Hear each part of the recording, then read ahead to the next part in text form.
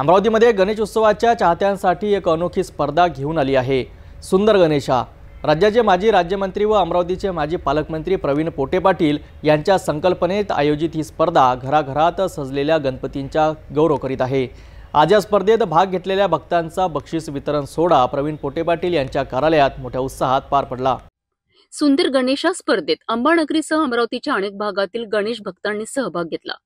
घरात सजवलेल्या गणेश मंडपांकरिता वेगवेगळ्या कुटुंबियांना बक्षिसे देऊन सन्मानित करण्यात आले।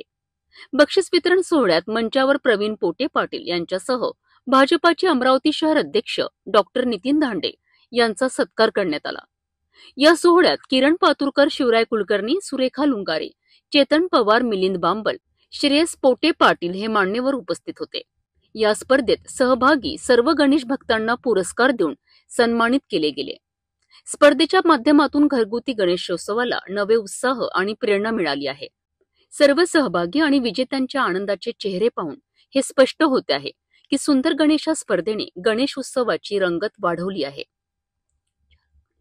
अशा प्रकारे सुंदर गणेशा स्पर्धेत अमरावतीतील भक्तांचा उत्साह आणि सर्जनशीलता पाहायला मिळाली। प्रवीण पोटे पाटील यांच्या संकल्पनेतून ही स्पर्धा आयोजित केली गेली असून ती पुढील वर्षातही आणखी मोठ्या प्रमाणावर राबविली जाणार असल्याची शक्यता आहे।